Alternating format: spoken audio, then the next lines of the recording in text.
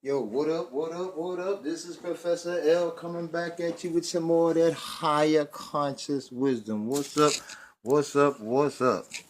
Just want to drop a little science. I said, I got a minute here, man. So I said, I want to drop this thing as it's flowing through me because, when I got to drop this when it starts flowing through me because sometimes I be in situations where I don't have a chance to write it down. And so I said, yo, let me kick it to him while it's hot. Check this out, check this out.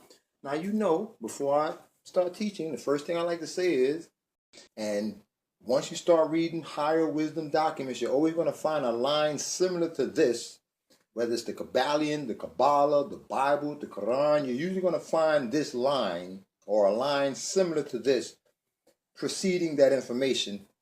And you usually find this line or a line similar to this when you read any document of high conscious knowledge and wisdom.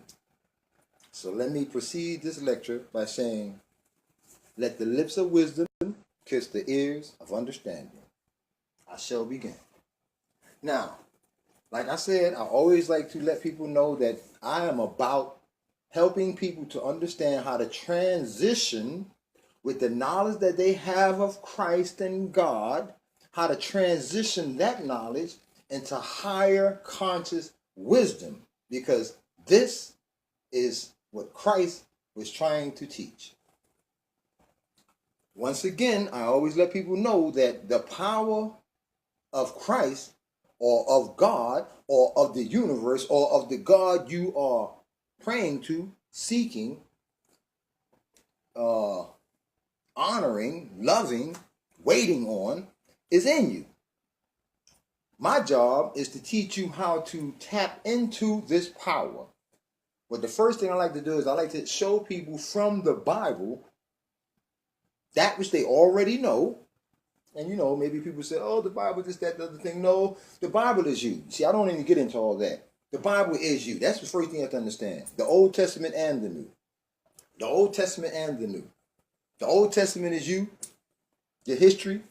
The New Testament is the high level of knowledge that you must achieve. No, I'm going to break it down to you. But basically, you are the book. I have a lecture entitled, You Are the Book. It's very, very powerful. But I want to get back to what I'm talking about right now. You want to check into that when you get a chance. It's very, very powerful. But anyway, what I want to talk about is how, once again, Christianity and the Bible relates to higher consciousness. You see, you have to understand, when you read higher documents or you study the Kabbalion, you have to understand that the Kabbalion, the Kabbalah, the Quran, just Jesus that you have come to know, trust, and love, he was a master of these documents. He was a master of this study material. He was a master. This Jesus that you've been taught about,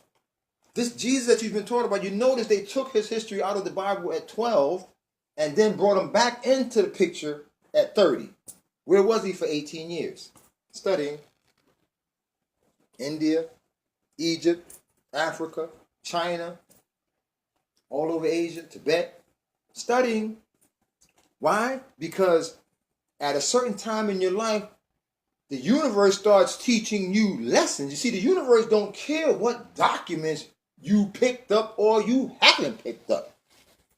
When you get through certain stages of development in your consciousness, the universe already knows to start putting certain tests in front of you based on that which has been revealed to you. A lot of people say, well, I don't go to church. The universe don't need you to go to church. I'm going to show you something. Check this out. I'm going to show you how powerful God is. One day, I was feeling down. I was driving, so I was just feeling down. Dang, my finances is rough. My finances is always rough. But anyway, I was feeling down, so I was like, my spirit was sinking. And I'm sitting there waiting at the light, and I pull off. And I look down, I'm frustrated again because I'm trying to get someplace, and there's another light, so I pull up at this light, and I'm like murmuring under my breath and cursing to myself. Oh man, my life is miserable. Oh, look, even the light's going to hold me up in this miserable state that I'm in already. I was just mad at everything. I'm sitting there, I'm like, I was just like mad. So as I look up in front of me, The car in front of me has a license plate.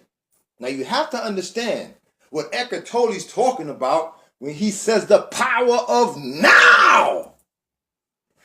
Listen closely. While I was in this low negative state, I look up and the car in front of me, the license plate has the following letters. No, it had T-R-S-T. Then it had an N. And then it had H-M. Did you hear that? The license plate, I'm going to announce these letters again. The license plate in front of me, I look up in this low energy state, lower energy. So I look up at this license plate in the letters T-R-S-T-N-H-M. Now I know some people listening already figured it out. When I think about this story, it warms my heart. Because the license plate said, trust in him. You see, you don't know the screen of your life. You got to listen to that lecture. The screen, when you're looking at the screen of your life, which is everything wrapped around your head, I'm going to say it again. When you're looking at the screen of your life, which is everything wrapped around you, yes, God says I'm all things, so you're wearing God like a coat. You just don't know it yet. But if you continue to listen to these lessons, you will understand. Let the lips of wisdom kiss the ears of understanding. When I looked up at that car and saw that license plate, it dawned on me right there that God says, I got you wherever you are. The license plate staring right at me. You see, when you look up at that license plate and it says something in that nature, that message at that time is just for you. Oh, you got to understand how God works. You gone places on Sunday and Wednesday night and Tuesday evening.